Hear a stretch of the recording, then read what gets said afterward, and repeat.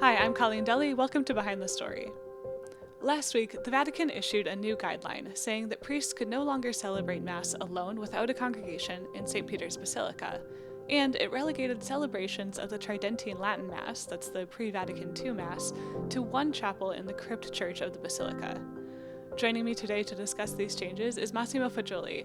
He's a church historian and a professor of theology and religious studies at Villanova University. Welcome to the show, Massimo.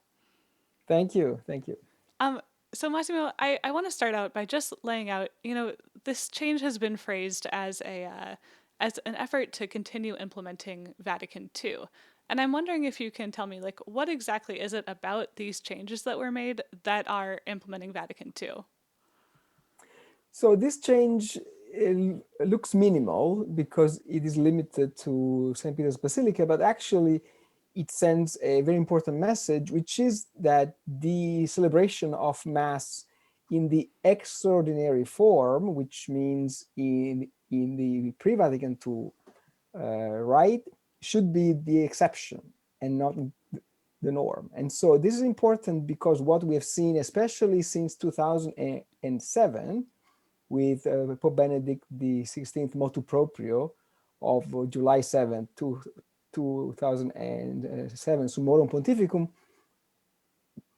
which tried to make peace between those who are happy with the liturgical reform of the Second Vatican Council and those groups that are not happy with that and are more attached to the Latin Mass or the pre-Vatican II Mass. And so what we have seen since 2007 is, in my opinion, this dangerous tendency to see both rites at the same level, which was not the intent of Pope Benedict, and it was not even the intent of the special permissions that were given by John Paul II starting in 1984. And so this is important because it sends messages, especially to those priests, clergy in Rome that study in Rome or spend some time in Rome, that the natural form of the celebration of the Mass is public, is with congregation, it shouldn't be private. And so that is important right now because it tends to correct a certain tendency to give privilege to the so-called Latin Mass as if celebrating in Latin is more Catholic or more traditional. This is theologically not true, and the Vatican chose this moment and this way to say that because there is a certain reluctance to accept this message in some quarters or in some circles of the Catholic Church. Yeah, I want to ask you kind of maybe a bigger picture question about that, which is, why if Vatican II made these changes almost 60 years ago, why haven't they been implemented fully yet? Like why are people still celebrating the pre-Vatican II Mass? How do you explain um, allowing that to happen? So it what we have seen recently in these last few years may give the impression that there has been a failure since 1964 when Vatican II started implemented this. But actually, what we see between 1964 and the late 90s is a very peaceful and very rapid and very interesting implementation of that, which is monumental because it was not just shifting from the missal of 1570 in Latin, but it was about the enculturation of liturgy in different cultures, different languages, translations. I mean, a massive, massive undertaking. And so this has worked. What has happened, and I have to say this with all due respect, is that with the election of Pope Benedict, we had a pope that for the first time since Vatican II had become skeptical of the liturgical reform. His personal taste was for the pre-Vatican II Mass, and it's something that happened to him many years after Vatican II, because during Vatican II he was very optimistic. Right, right. And so what we have seen is this, and so it's only a recent tendency that has seen a return, a revival of the Latin Mass, which is limited to some countries or some areas of the world and some specific kind of Catholics. It's not widespread to all Catholics, to all countries. It's typical of English-speaking countries, mostly, or France. But one comparison, in Italy, where I come from, the fans of the Latin Mass are one tiny fraction of those who are big fans in the United States. It's applicable to all other countries, I would say. Yeah, I want to ask you about that because it is very popular among the subsets of Catholics who like the Latin Mass. You know, you see packed Latin Mass churches. And I'm curious about what you think this new guideline for St. Peter's Basilica might do to the existing divisions between the parts of the church that prefer the Tridentine Mass and the parts that prefer the Vatican II Mass. It's a very difficult question. So directly in the short run will do nothing. What can accomplish is this, is to subtract from that liturgical climate that young clergy can breathe in Rome, in the Vatican, a certain idea that liturgical formalism, traditionalism is the future. And so that can really give a different impact, a different feeling to those who, for work or study, spend in Rome months or years. And so that has a huge impact, because I remember that I studied for 1 year in Germany, and I went to mass every day to the seminary where I was living. And that gives you a lot of ideas of it shapes your formation. And so that can have a long-term effect. Short term, I don't think it will mean anything, because we know that those communities that already have a vibrant climate liturgically will continue. And there's nothing wrong about that, as long as we don't think that this is going to be the future of the liturgy and that the old rite will absorb the new rite, because this is the big danger against which Pope Francis is warning us.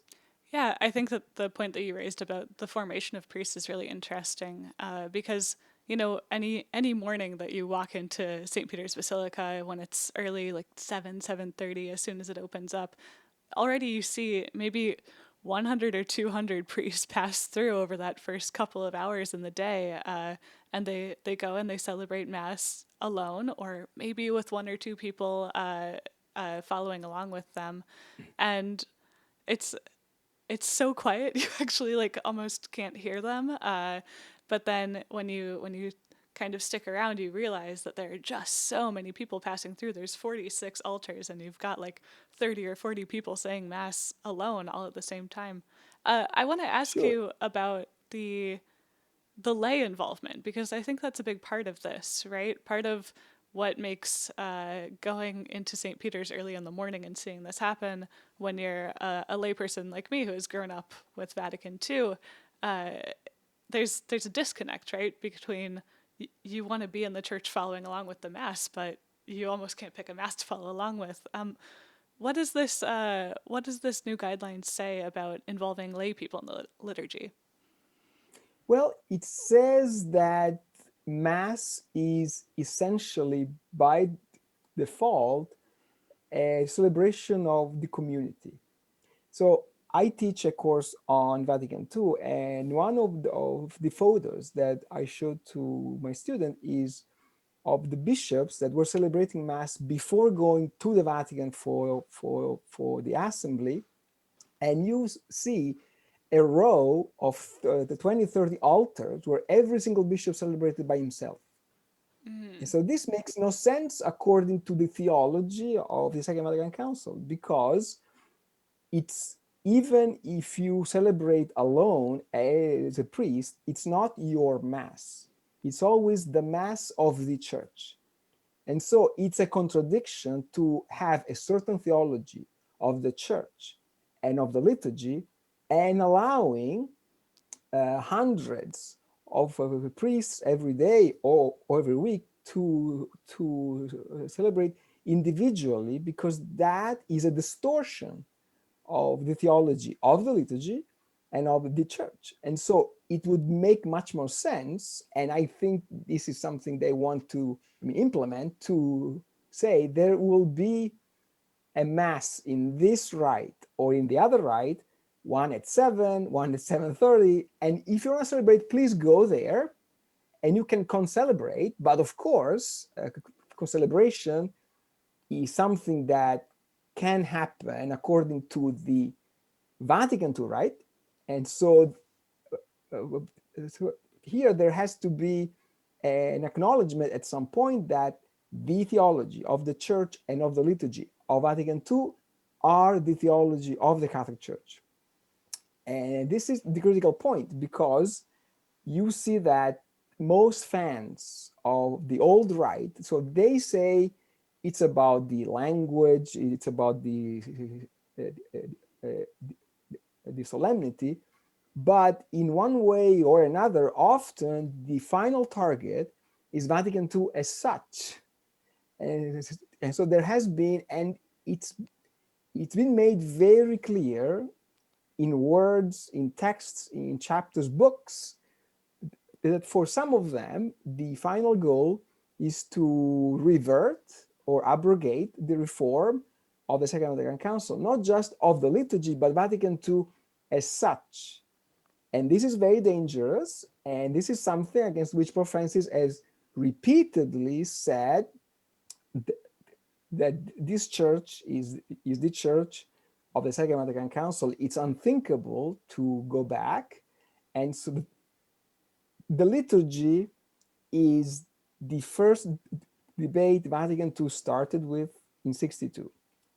If you want to undo Vatican II, you start by undoing the liturgy of the Second Vatican Council. And this is a danger, and Francis is very aware of this, and he has never made a mystery about that. You've used that word danger a few times, and I'm wondering if you could talk about how you see that as dangerous. It's dangerous not because the liturgy before Vatican II was bad or was not holy. I'm not saying that. I'm saying that what has happened in these last few years has been an unnatural division along the lines of different theologies of the liturgy that is unnatural, because it's different from the multiplicity that there is between the Roman rite or the Ambrosian rite or the Melkite Chaldean. And so here you have two Roman rites that, in the way they have been shaped in these last few years, it's impossible to think about them in terms of coexistence. Unfortunately, it has become a competition. And what is clear is that Vatican II wanted very clearly to have a reform of the liturgy of the church and not create a bi-ritual Roman Rite church. And so we have seen in some local context and in these last few months, for example, the bishops of France have published the report, and they say that in some local context that has created a division where Catholics don't see themselves as members of the church, but members of this rite or the other rite. That is the danger. So it would be fine if we were in 62 or 61 or 63. But now, after 2007, the impression has been given that these two rites are equal, and in some churches, in some seminaries also, the message has been that actually, if you really want to be a good Catholic, you should pray in Latin. This is against the spirit and the text of the Second Vatican Council, because it's not just about the language, it's the theology of the liturgy, what kind of scriptural passages you read or you don't read in liturgy. So here it's a problem of ecclesial division, and the Catholic Church is all about unity. I mean, and if we start being disunited or divided around liturgy, well, I believe it's the dangerous point. I want to ask you kind of a historical question, because you are a church historian, but then you also comment on current church issues in your column at Commonweal and all the other places that you write. And so you've seen the issues that have come up as we've had this kind of almost start and stop implementation of Vatican II. I know that you said earlier that it's been, you know, pretty peaceful, but then there's also been these kind of hiccups. And, you know, there's this saying that you hear a lot if you try to look at the history of the church, that it takes a century to implement a council. And we're 60 years into that now, looking at Vatican II. And I was wondering if you could just give some general context on why it takes so dang long. Well, it takes long historically always. I mean, if we look at the Council of Trent, one of the most important innovations was the invention of the seminary for the formation of the priests. And we really don't have a seminary in the average diocese 1 century after the end of the Council. So this is very typical. For Vatican II, it's even more complicated. Why? Because Vatican II is about a reform or a renewal of the church in a global context. And so what was true for Trent was that you still operate in a cultural canon that is European and continental European, actually. It's about France and Spain and Germany and Italy. Italy, of more or course. less. And so here Vatican II exits from this canon, and so it takes a long time or different times in different areas to implement. And so what we see, for example, with the liturgy in North America is a crisis of growth, because we saw in the 1970s, 80s, very, very strong movement of implementation of the liturgy. And so we're coming back to that. But if you go to in China, for example, we know that even in China, Latin Mass is quite popular. Why? Well, because Vatican II has barely arrived there. And so they still work with those manuals and those models. So it's not always about being conservative or being liberal. It's that there are cultural situations that are so different. And so Vatican II,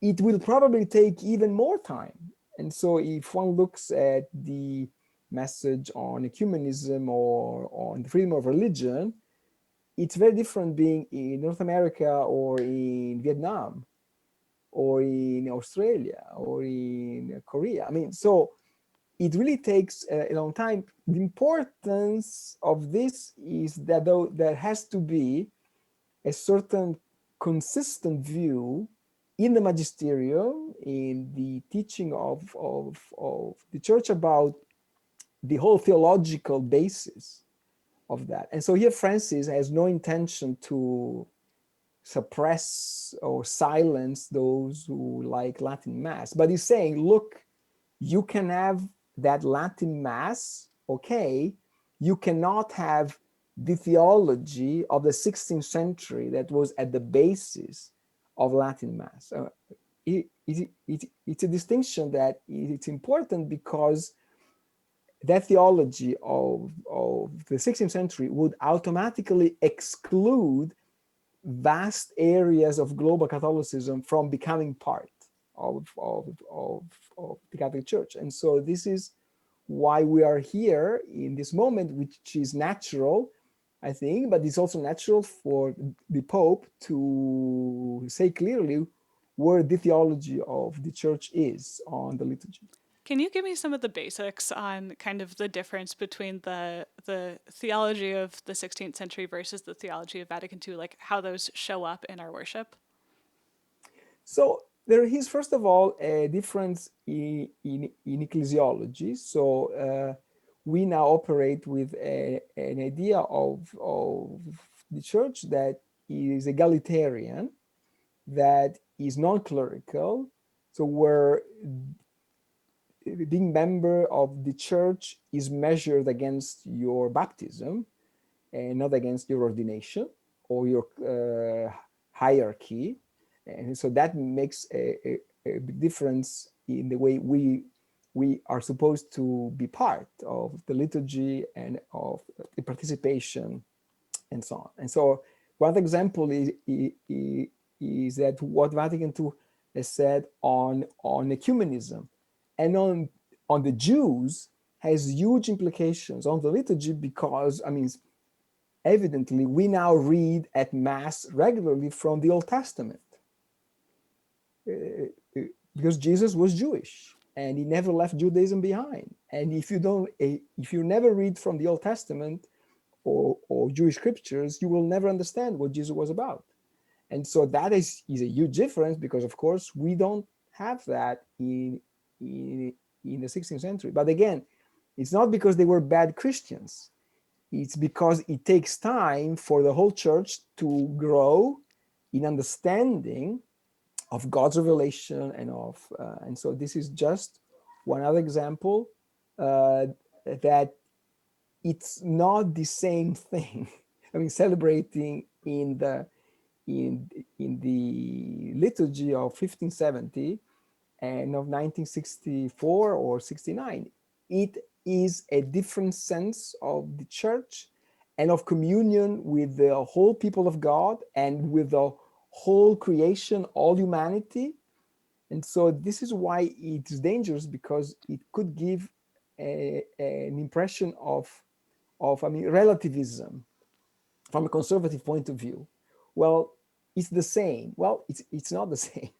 It's different. And so here, ecclesiology and liturgy are really one in the liturgical reform. If you change the liturgy, it's because you change a certain understanding of the church, of the members of the church, of priesthood, of course, because we no longer accept the idea that only the priest celebrates and we observe. We are the audience. And we are co-celebrants. And so this is not really part of the theology of the 16th century.